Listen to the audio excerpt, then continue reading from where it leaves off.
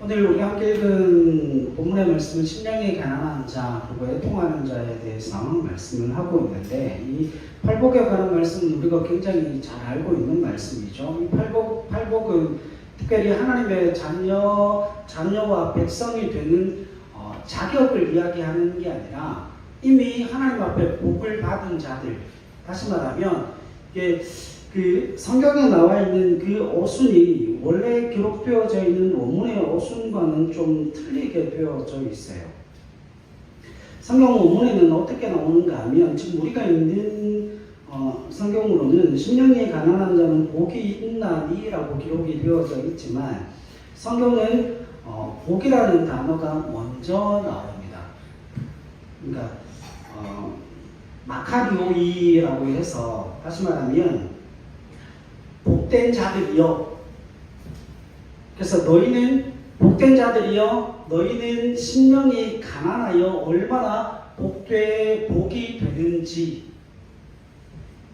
그리고 복된 자들이여 애통함을 통하여서 너희가 위로함을 받을 것이다. 그러니까 복이라는 단어가 제일 앞자리에 나오는 겁니다. 그런데 이 심령이 가난한 자, 애통하는 자는 심령이 가난해서 애통함으로 말미암아 복을 받는 게 아니고, 복을 받은 그 사람들의 특징이 뭐라는 거야. 복을 받은 사람의 특징이 심령이 가난하고 애통하는 사람들이다 라고 성경이 말씀을 하고 있는 거죠. 그러니까 여러분, 마태복음이 무엇 때문에 기록되어져 있는가 하면, 마태복음이 기록되어져 있는 그 목적에 대해서 알아야 본문의 말씀, 오늘 우리에게 주어진 이 본문의 말씀이 해석되어질 수가 있습니다. 그러니까 본문의 말씀 가운데서 가장 중요한 배경이 되는 건 무엇인가 하면, 마태가 유대인들을 향하여서 너희가 무엇에서 틀려 있는지, 너희가 무엇에서 잘못되었는지에 관해서 이야기를 하면서 가장 먼저 이야기하는 게 무엇인가 하면, 심령이 가난한 자, 애통하는 자. 다시 말하면 이런 의미가 됩니다. 심령이 가난하다고 하는 것, 누가복음에는 그냥 심령이라는 말이 없고 가난한 자로 나옵니다. 그리고 애통하는 자가 아니라 그냥 우는 자라고 나오죠. 여러분 생각해 보십시오. 심령이 가난하고 또 심령을, 누가복음에서는 심령이 빠져있는 가운데 그냥 가난한 자라고 이야기했을 때, 여러분, 가난한 자가 자기 자신을 드러내고 자기 자신을 높이고, 가난한 자가 그 세상을 향하여서 담대함과 용기를 가질 수 있을까요? 여러분, 우리가 살아가는 세상 속에서 그게 불가능하다는 사실을 잘 알고 있죠. 여러분, 가난한 사람들은 대부분 주눅이 들어있어요. 대부분 주눅이 들고 세상 속에서 자신이 가지고 있는 소망을 발휘하지 못하고 자기가 가지고 있는 그 꿈조차도 포기해야 되는 그 상황 속에서 그 사람들이 용기와 담대함을 가질 수 없는 그와 같은 사회 구조 속에 그들이 살고 있다라고 하는 거죠. 마찬가지로 지금 주님께서 팔복을 이야기하시면서 왜 심령이 가난한 자, 애통한 자를 제일 앞편에다 두셨는가 하면, 심령이 가난한 자, 그 애통한 자들이야 말로 하나님의 자녀, 하나님의 백성으로서 하나님으로부터 채워지는 그 은혜와 복을 누릴 수 있는 그 영적인 상태가 되었다라고 하는 것을 이야기하고 싶어 하는 거예요. 그러면 왜 마태가 주님 말씀 가운데 이 팔복의 순서를 그렇게 정해 놓았는가? 심령이 가난한 자, 애통하는 자, 그 순서로 이 팔복을 기록해 놓았는가? 여러분 생각을 해보면 분명한 관점이 드러나고 나타나요. 여러분, 유대인들에게 있어 지금 우리가 지난주에 살펴봤죠. 마태복음 4장 제일 마지막이 뭐라고 나옵니까? 여러분, 마태복음 제일 마지막 그 4장 마지막에 보면 이 이야기가 나와요. 예수님께서 온 갈릴리에 두루 다니사 그들의 회당에서 가르치시며 천국 복음을 전파하시며 백성 중에 모든 병과 모든 약한 것을 고치실 때에 예수님에 대한 소문이 퍼지기 시작했고, 갈릴리와 데가볼리와 예루살렘과 유대와 요단강 건너편에서 수많은 무리가 예수님을 따르기 시작했습니다. 여러분, 그런 수많은 사람들이 모여있는 상황 가운데 이제 주님께서 뭐 하실 것이라고 기대를 합니까? 예수님께서 사역을 행하심을 통하여서 하나님의 나라를 펼쳐가시고 많은 영혼들에게 복음이 전해짐으로 말미암아 그들이 주님께로 돌아설 것이라고 하는 그 기대를 가질 수 있지만, 주님께서 지금 이 수많은 무리가 모여드는 그 현장 가운데서 마태복음 5장, 6장, 7장에서 하나님의 자녀들, 하나님의 백성들의 모습이 어떠한가에 대해서 말씀하시는 분명한 이유가 무엇인가 하면 이것 때문에 그래요. 여러분, 지금 신랑이 가난하고 애통하는 자, 그 팔복에 있어 가장 중심이 되는 기준이 무엇인가 하면 겸손함이라고 하는 거예요.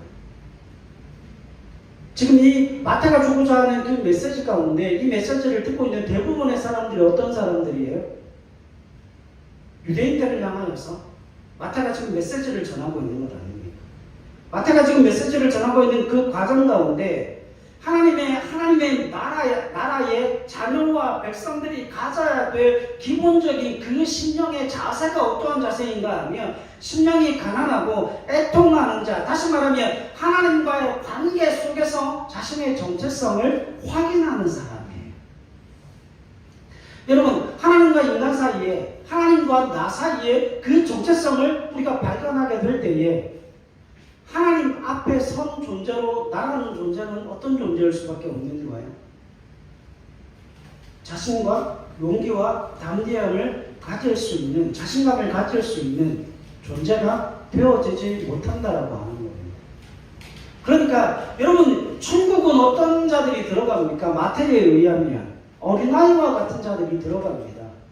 어린아이와 같은 자들이 천국에 들어간다라고 하는 것은, 천국은 무슨 의미를 가지고 있는가 하면 지극히 의존적이라는 거예요. 내가 내 힘과 내 능력으로 스스로 들어갈 수 있는 존재가 아니라 누군가에 의해서만, 하나님께서 우리에게 베풀어 주신 그 은혜에 의해서만 어린아이들이 부모의 권위 아래서 뭘 받듯이 도움을 받고, 부모가 제공해주는 모든 것을 통하여서 그들이 성장하고 자라가는 것과 같이, 부모의 도움이 없이는 그 어린아이가 살아갈 수 없는 것과 같이 하나님의 나라는 어떻게 들어갑니까? 내가 내 힘과 능력으로 들어갈 수 있는 게 아니라고 하는 거죠. 그러니까 다시 말하면 하나님의 자녀요 백성자들에게 있어 가장 기초적인, 가장 근본적으로 그 신앙 가운데 자리 잡게 되는 자신의 정체성은 무엇인가 하면, 나는 내 힘과 능력으로는 그 어떤 것도 행할 수 없다라고 하는 겁니다. 그래서 하나님의 자녀와 하나님의 백성들이 가지는 그 마음은 어떤 마음이에요? 가난한 자, 가난한 마음. 하나님, 나는 영적으로 파산한 자입니다.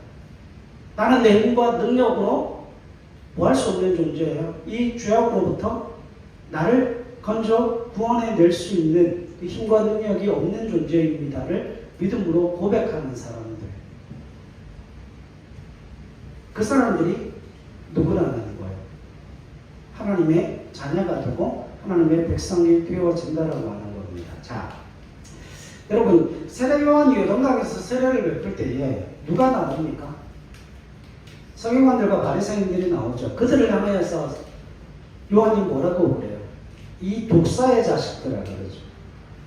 왜냐하면 그들이 세례 요한 앞에 나올 때 요한이 무슨 세례를 전파하고 있었습니까? 회개의 세례를 전파하고 있었죠. 회개의 세례를 전파하고 있을 때 그들이 그 요한이 세례를 베푸는 그 장소에 온 이유가 뭡니까? 세례를 받기 위해서 왔습니까? 아니면 세례를 주는 요한을 정죄하기 위해서 왔습니까? 요한을 정죄하기 위해서 온 거예요. 왜냐하면 여러분, 그들은 어떤 사람들입니까? 그들은 선민이고 그들은 하나님이 선택하신 자들이기 때문에 그들은 이미 뭘 받은 자들이에요? 자기 자신은 구원을 받았다고 생각합니다. 아브라함의 자손이고 그들은 하나님이 선택하신 선민이기 때문에 그들은 뭐 할 필요가 없어요. 회개의 세례를 받을 필요가 없다라고 생각하죠. 그래서 요한이 회개의 세례를 전파하고 있는 세례 현장에 와서 세례를 받는 것이 아니라 뭐합니까? 세례를 받는 죄인들과 그 세례를 베푸는 요한을 향하여서 손가락질하고 네가 무슨 권위로 그런 세례를 베푸냐고 요한과 문제가 아닌 자들이었죠. 그러니까 여러분 마태복음 5장에서 지금 마태가 신령이 가난하고 애통하는 자를 그 팔복의 가장 첫 번째 선상에 놓아둔 가장 중요한 이유가 바로 그겁니다. 하나님의 자녀고 하나님의 다스림과 하나님의 통치 아래에 들어와 있는 하나님의 백성들의 특징이 무엇인가 하면 그들은 하나님 앞에 어떤 존재가 아니라는 거예요. 그들은 하나님 앞에 그 어떤 자신감도 그들은 하나님 앞에 그 어떤 담대함도 가질 수 있는 존재가 아니라고 하는 거죠. 이유는 분명합니다. 이들은 뭘 인정하는 자들이에요? 자신의 죄악된 것, 자신의 불경건한 것, 자신의 연약함을 인정하는 자들이죠. 그래서 주님께서 이 땅 가운데 오셨을 때 그 많은 서기관들과 바리새인들을 향해서 뭐라고 그러십니까? 주님께서는 이 땅에 죄인들을 구원하러 오셨다라고 이야기를 하죠. 의인을 위해 이 땅 가운데 오신 게 아니라 누구를 위해 이 땅 가운데 오셨다고요? 죄인을 구원하기 위해 이 땅 가운데 오셨다라고 이야기를 하는 겁니다. 자, 그러면 여러분 하나님의 자녀들과 그렇지 않은 유대인들 그 사이를 가르는 가장 중요한 기준이 뭐겠습니까? 신령의 가난함이에요. 바로 그 하나님 앞에서 그 자신의 죄악됨, 거룩하지 못함을 애통해하는 그 애통하는 심령이에요. 우리 로마서를 한번 보겠습니다. 로마서 1장 16절 17절 한번 보시죠.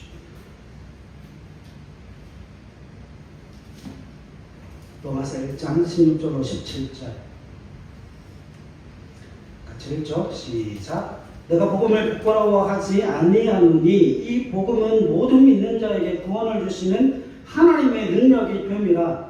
먼저는 유대인에게요 그리고 헬라인에게로다. 복음에는 하나님의 의가 나타나서 믿음으로 믿음에 이르게 하나니 기록된 바 오직 의인은 믿음으로 말미암아 살리라 하는 것과 같으니라. 아멘. 3장으로 가겠습니다. 로마서 3장 21절로 23절 보시죠. 로마서 3장 21절로 23절 같이 읽읍시다. 시작. 이제는 율법 외에 하나님의 한 의가 나타났으니 율법과 선지자들에게 증거를 받은 것이라 곧 예수 그리스도를 믿음으로 말미암아 모든 믿는 자에게 미치는 하나님의 의인이 차별이 없느니라. 모든 사람이 죄를 범하였으니 하나님의 영광에 이르지 못하더니. 아멘. 자, 여기 3장 23절 말씀에 보면 모든 사람이 뭘 범하였습니까? 죄를 범하였으니 하나님의 영광에 이르지 못하더니. 그러니까 좀 한번 보세요. 복음에는 하나님의 의가 나타납니다. 복음에는 하나님의 의가 나타나는데 하나님께서 우리에게 말미암아 그 의를 허락하시지 않는다면 모든 사람들이 그 죄악 가운데 구원을 받을 수 있다는 거예요? 없다는 거예요? 우리 스스로 그 죄악 가운데 자기 스스로를 구원할 수 있는 사람이 없다는 겁니다. 그런데 유대인들이 왜 회개의 세례를 받지 않습니까? 유대인들은 자기 자신을 그 죄악으로부터 스스로 구원할 수 있다라고 믿습니다. 무엇이 그들을 구원한다고 믿습니까? 율법의 행위가.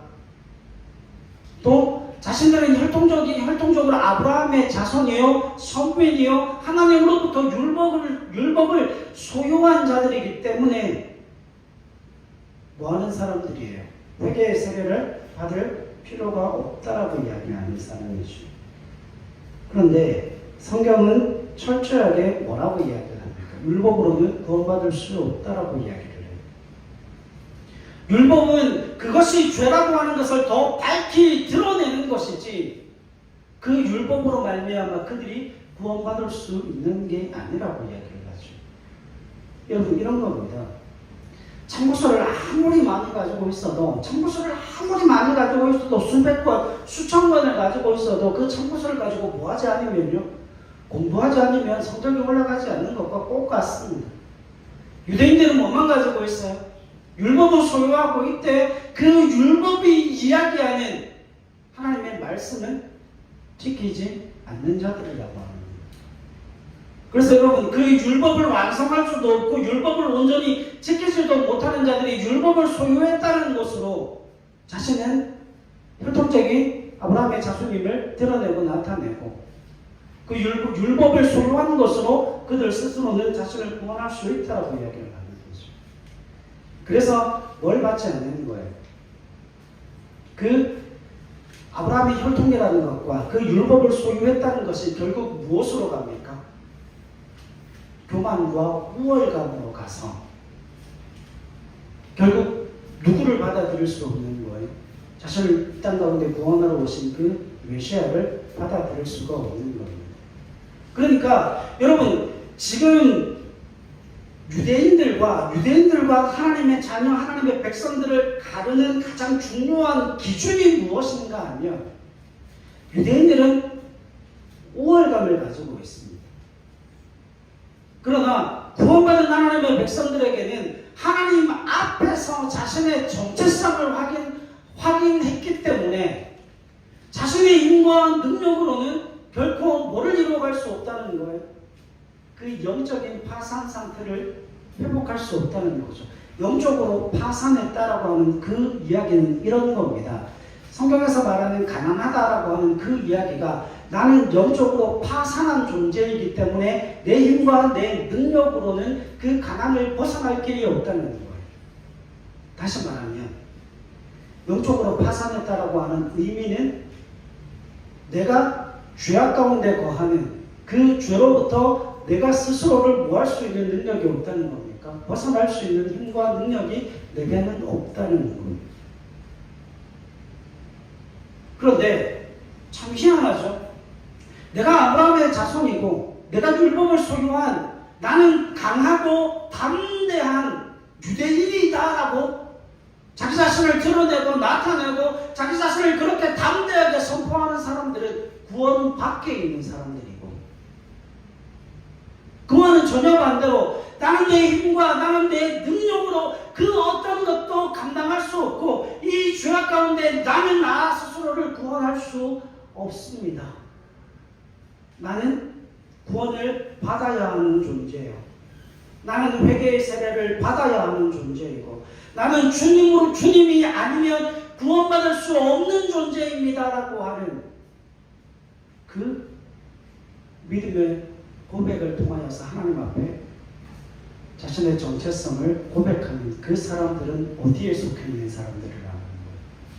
천국에 속해 있는 하나님의 자녀와 백성이 된 사람들이다, 성경은 말씀하고 있는 거죠. 그러니까 여러분, 이런 의미가 되어져요. 성경이 지금 이야기하는 바가 그겁니다.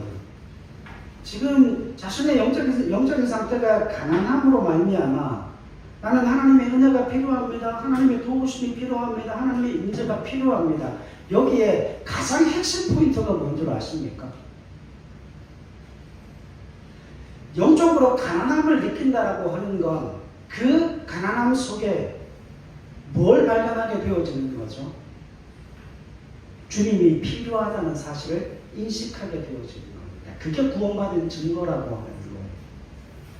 여러분, 우리가 교회에 와서 예배를 드리고 헌금을 하고 우리가 주님 앞에 헌신하고 수고하고 봉사하는 그 모든 일들을 통하여서 우리가 왜 교회를 다니나, 그 한 가지 물음을 던지면 결과는 뻔합니다.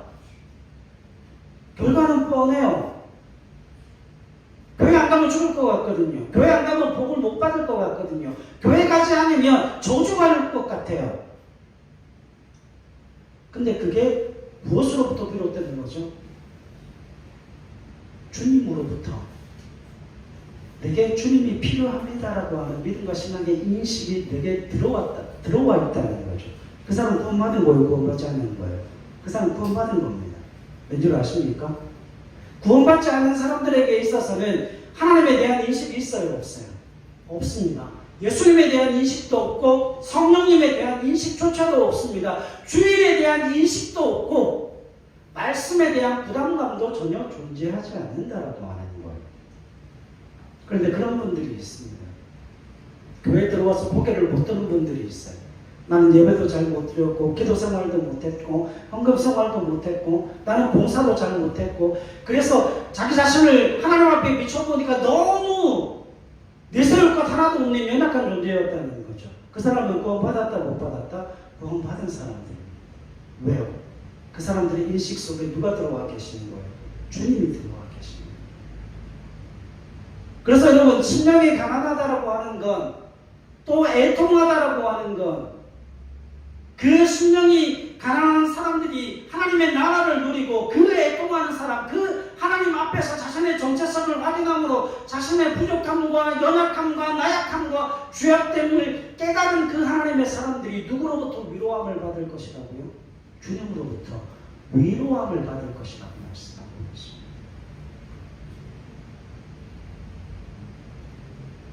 더 이상 울지 않아도 되고 더 이상 자기 자신의 연약함 속에 한탄하지 않아도 될 만큼의 하나님의 은혜가 그들에게 주어질 것이라 말씀하고 있다라고 하는 것이죠.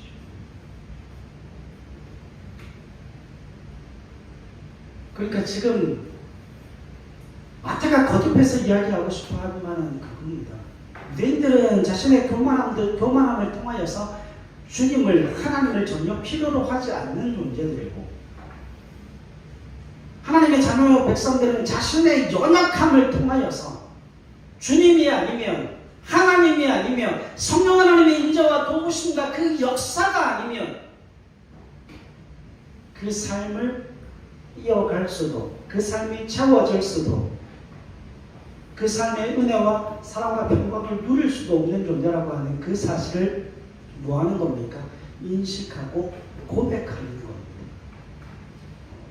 그래서 그 마음의 상함과 통념을 가지고 누구 앞으로 나아가는 거죠? 하나님 앞으로 나아가는 거죠. 성경 한 구절만 보고 마치려고 그럽니다. 이사야 42장으로 한번 해보시죠. 42장 1절.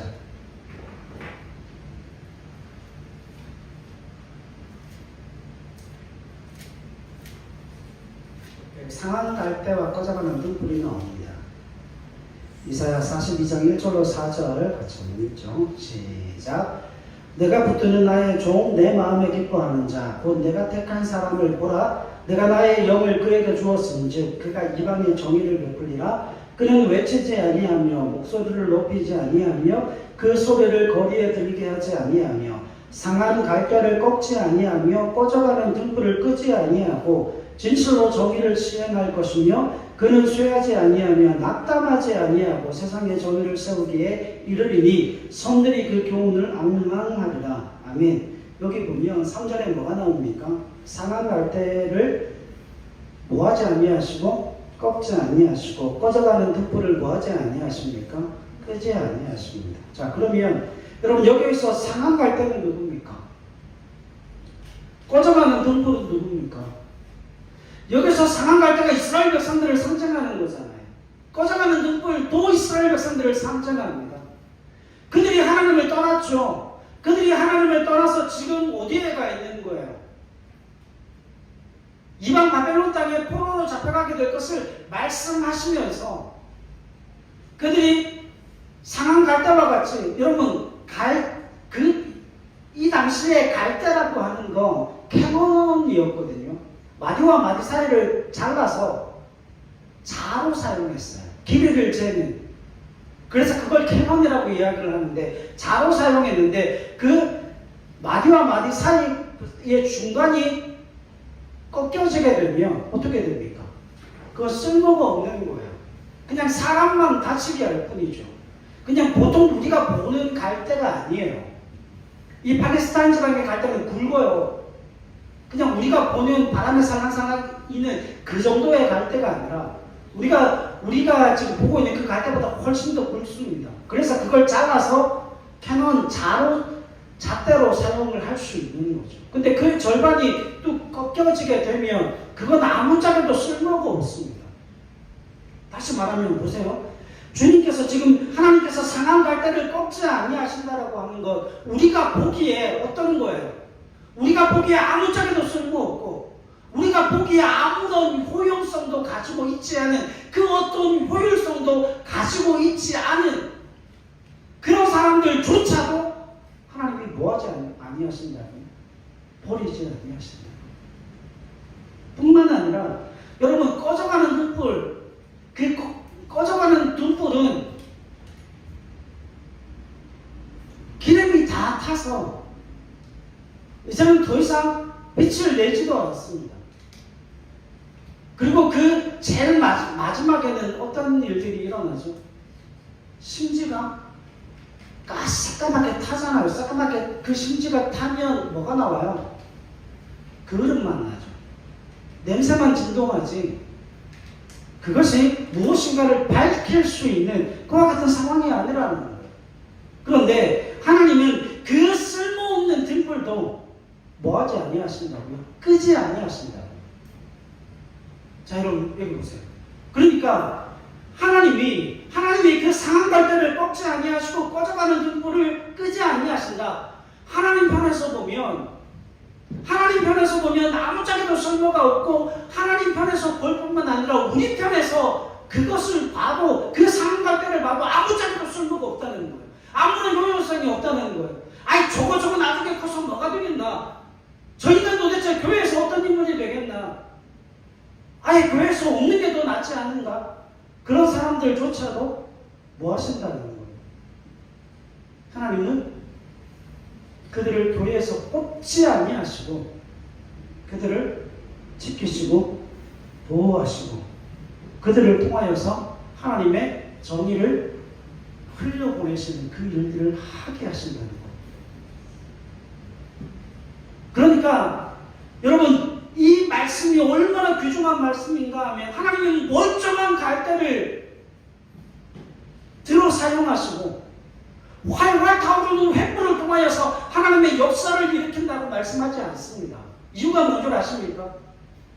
이미 이스라엘 백성들은 그 상한 갈대처럼 꺾여버렸거든요. 이미 이스라엘 백성들은 그 다 타버리고 난 그 심지까지도 이제는 다 타들어가는 그와 같은 상황 속에서 이스라엘 백성들은 꺼져가는 등불처럼 누가 봐도 아무짝에도 쓸모없는 그와 같은 존재들로 전락해버렸거든요. 그럼에도 불구하고 하나님은 그들을 하나님의 정의를 시행하는 도구로 능히 사용하신다. 그건 그들이 힘이 있고 그들이 능력이 있어서 그 일을 행하는 게 아니라 그들이 누구 앞에 있기 때문이에요. 하나님 앞에 있기 때문입니다. 그들이 하나님 앞에 있기 때문에 그들이 비록 상한 갈대처럼 꺾였다 할지라도, 그들이 비록 꺼져가는 심지가 다 타버린 그 등불처럼 그 어떤 것도 행할 수 없다 할지라도 그들이 그들의 정체성을 알고, 하나님, 나는 상한 갈대입니다. 나는 꺼져가는 이제는 그 심지에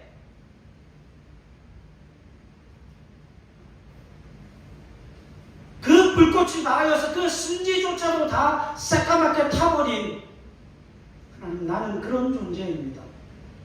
그렇게 애통하고 그렇게 상한 심령으로 주님 앞에 나가는 그 하나님의 자녀들, 그 하나님의 백성들을 주님 버리지 아니하시고 그들을 통하여서 하나님의 뜻과 정의와 하나님의 나라를 뭐 하신답니까? 이루어 가신다라고 말씀합니다. 여러분 4절 보세요. 그는 쇠하지 아니하며 낙담하지 아니하고 세상에 정의를 세우기에 이른다라고 말씀하십니다.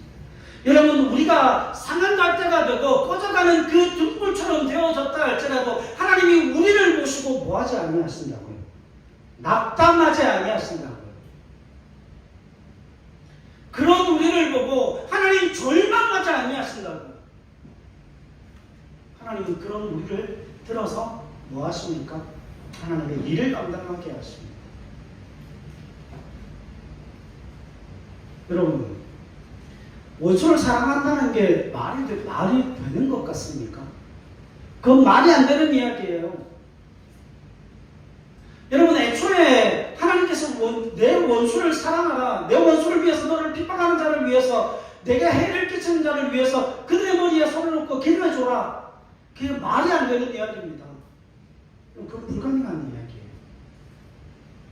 그런데 왜 하나님이 우리에게 그걸 명령하시고 그걸 하게 하시는가 하면, 우리가 그 명령 앞에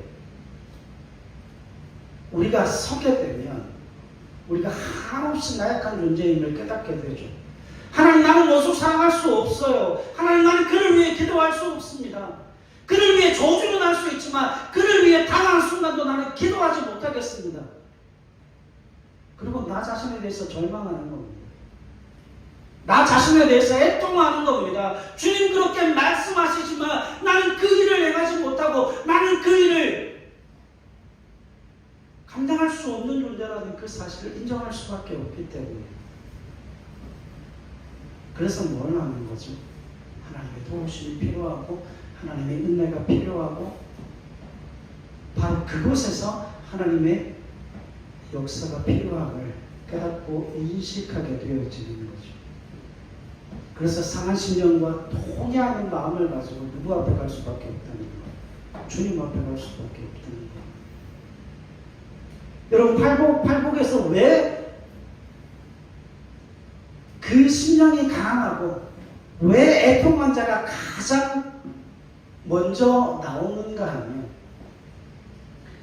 그 유대인들과 하나님의 자녀들을 비교하기 위함이에요. 유대인들은 자신의 그 우월적인 선민으로서의 그 우월감, 율법을 소유하고 있다라고 하는 그 자신감으로 말미암아 하나님의 도움을 구하지 않는 자들이에요. 하나님 앞에 엎드리지 않는 자들이에요. 하나님의 그 도움이 필요 없는 자들이에요. 그래서 그들은 하나님 나라에서부터 멀리 떨어진 존재라고 이야기를 하죠. 그러나 그 하나님의 나라에 들어가 있는 하나님의 자녀들, 하나님의 백성들, 그 무리들은 한없이 마음이 가난하여서 자기 자신의 힘과 능력으로는 그 어떤 것도 감당할 수 없다는 사실을 알고 하나님 앞에 자기 자신이 상한 날짜와 같고 꺼져가는 등불 같기에 하나님이 돕지 않으시고 하나님이 은혜 베푸시지 않으면 그 어떤 것도 감당하고 그 어떤 것도 누릴 수 없다는 그 사실을 그들이 믿음으로 고백하는 자들이기 때문에, 그래서 그들 마음 가운데 그 거룩함이 없고 그들 마음 가운데 진실함이 없고 그들 마음 가운데 그 하나님의 역사를 이루어갈 힘과 능력이 없다는 사실을 알기에 애통함으로 하나님의 은혜를 구하는 자들이다라고 이야기를 하는 거죠. 그래서 여러분, 다윗이 하나님 앞에 고백하는 게 있습니다. 다윗이 하나님 앞에 뭐라고 고백하는가 하면, 하나님이 내게 제사를 원하는 게 아니라 하나님께서 내게 뭘 원하신다는 거예요? 상한 마음과 통회하는 심령을 원하신다라고 하는 거죠. 그 위에 하나님의 은혜가 부어진다라고 이야기합니다. 사랑하는 여러분, 우리가 오늘 이 하루를 하나님의 은혜로 살고 하나님께서 말씀하시는 그 천국을 살아낼 수 있는 그 유일한 비결과 방법이 성경에 뭐라고 기록되어져 있는가 하면, 마음이 가난하고 하나님 앞에서 애통하는 하나님의 사람으로 하나님 앞에서 나라는 사람의 정체성을 회복해갈 때 하나님이 우리를 위로하시겠다는 거예요. 여러분, 이 말씀이 얼마나 좋은지 모릅니다. 우리에게 영적인 만족함이 없어서 우리가 하나님 앞에 애통하는 자로 하나님의 은혜를 구하고 기도할 때에 하나님께서 우리에게 위로함을 주시며 그 영적인 충만함을 주시고, 우리에게 물질적인 결핍 때문에 우리가 애통함으로 하나님 앞에 하나님, 이 물질적인 고난과 어려움 때문에 정말 죽을 것 같습니다. 내 힘과 능력으로 해결이 되어지지 않아서 하나님, 나는 내 힘과 능력으로 이걸 해결할 방법이 없습니다. 하나님 앞에 애통하는 그 영혼을 향하여서 하나님이 뭘 하십니까? 위로함을 주심을 통하여서 그 물질의 문제를 하나님 해결해 주시겠다는 거예요. 사랑하는 여러분, 하나님께서 허락하시는 이 팔복은 하나님께서 우리에게 놓아여 주시는 영적인 축복이기도 하지만 우리의 삶의 현장에서 우리가 어떻게 위로함을 받고 어떻게 채워주고 어떻게 기쁨과 즐거움을 누릴 수 있는가에 관한 굉장히 중요한 믿음의 길을 제시하고 있습니다. 여러분, 우리의 영적인 문제가 우리가 영적으로 충만하게 되었으면 우리의 삶이 어떻게 되어질까요? 우리의 삶의 환경을 하나님께서 바꾸어 가십니다. 제가 늘 말씀을 드리지만 하나님께서 우리에게 기도의 응답의 사인을 주실 때에 환경은 그대로 내버려 두시지만 우리의 마음을 바꾸어 놓으셨을 때 상황은 아무것도 바뀐 것이 없는데 우리의 마음이 기쁘고 즐겁고 우리의 심령이 하나님의 은혜로 말미암아 펄쩍펄쩍 뛰며 되살아나게 될 때에 그 심령을 살리신 하나님께서 환경을 바꾸어 가시는 것들을 보지 않습니다. 마찬가지예요. 여러분, 팔복을 단순히 영적인 축복이라고 생각하지 마십시오. 하나님께서 그 마음을 바꾸심으로 말미암아 그 마음을 바꾸어 가심으로 말미암아 환경 또한 바꾸어 가실 거라는 거예요. 그래서 제가 성경을 읽으면서 참 한 가지 감사한 게 여러분, 애통하는 자가 복이 있고 저희가 뭐를 받는다라고 그럽니까? 뭐를 받는다고 그래요? 위로함을 받는다라고 그럽니다. 여러분, 위로함을 받는다라고 하는 건 우리의 마음 가운데 그 슬픔들이 뭐 하는 거예요? 슬픔이 잦아들고 슬픔이 사라지는 거예요. 그럼 그 슬픔은 왜 왔을까요? 그 슬픔이 단순히 영적인 갈급함으로만 왔을까요? 아니요. 현실적인 삶의 상황 속에서 맞닥뜨리는 그 삶의 상황들 때문에도 우리의 마음이 뭐 할 수 있는 겁니까? 무너질 수 있는 거죠. 그 속에서 우리가 애통하는 그 심령을 가지고 하나님 앞에 다가섰을 때에 하나님께서 우리의 마음을 위로하신다라고 말씀하고 있는 거예요. 그러니까 여러분, 이 위로한다는 말이 파라클레토스, 그러니까 성령 하나님이죠. 보혜사 성령이 우리 곁에 오셔서 우리와 동행하시는 성령님. 그러니까 주님께서 그 애통하는 자 옆에 오셔서 뭐 하신다는 거예요? 우리를 도우신다는 거예요. 그렇게 우리를 위로하신다는 거예요. 그래서 여러분, 지금 심령이 가난하고 애통하는 자는 누구와 동행하는 자들이에요? 자신의 삶의 상황에 매여 있는 자가 아니라 그 삶의 상황 속에서 누구를 모시고 오는 자죠? 하나님, 우리 주님을 자신의 삶의 현장에 모셔 그 주님으로 말미암아 은혜를 공급받고 주님으로 말미암아 체험받고 주님으로 말미암아 주님께서 나와 함께 하시는 임마누엘 되시는 그 주님으로 말미암아 우리가 위로함을 받게 되는 그 위로를 주님께서 약속하신다라고 이야기를 합니다. 말씀을 마치겠습니다. 그러니까 보세요. 위로함을 받는다라고 하는 건 반드시 그 위로함은 무엇으로만 주어지는가 하면 주님 옆에 계실 때만 주어지는 거예요. 돈이 아니에요. 환경이 아니에요. 우리의 마음을 위로하고 우리의 삶의 환경을 고쳐내고 그것은 주님이 내 옆에 와 계실 때 가능한 겁니다. 그래서 상한 심령, 그래서 애통하는 자가 되어서 누구를 구하는 거예요? 주님의 다스림과 주님의 통치를 구하는 겁니다. 왜? 거기가 어디기 때문에요? 거기가 하나님의 나라이기 때문에요. 내가 있는 그곳이 하나님의 통치와 하나님의 다스림을 받는 자리이기 때문에 그 자리에 주님이 오셔야, 그 자리에 주님이 함께 하셔야 위로함을 받고 지어줌의 역사가 일어난다는 겁니다. 그러니까 여러분 보세요. 나라는 존재가 어디에 가 있던지 간에 나라는 존재가 어디에 가 있던지 간에 내가 주님의 통치와 다스림 안에 있으면 내가 가는 그곳에 누가 와 계신 거예요? 주님이 와 계신 겁니다. 내가 무엇을 하고 내가 어디에 있고 내가 어떤 것을 해가든지 간에 그 자리에 주님 와 계셔서 우리를 위로하시고 우리를 채우신다. 왜? 우리는 하나님의 나라와 하나님의 다스림과 하나님의 통치 아래 있는 하나님의 자녀요 백성이요 제자들이기 때문에 그렇습니다. 여러분 주님의 그 놀라우신 위로를 경험하고 그 복을 날마다의 삶 가운데 경험하고 누리는 저와 여러분들이 되실 수 있기를 바랍니다. 그래서 하나님 앞에서 나라는 사람의 정체성이 무엇인가를 발견하시고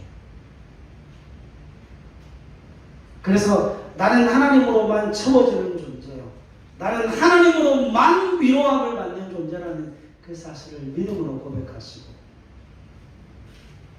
상한 심령과 통례하는 마음으로 그 주님의 은혜를 구하는 저와 여러분들이 되실 수 있기를 주님의 이름으로 간절히 부탁을 드립니다. 기도하겠습니다.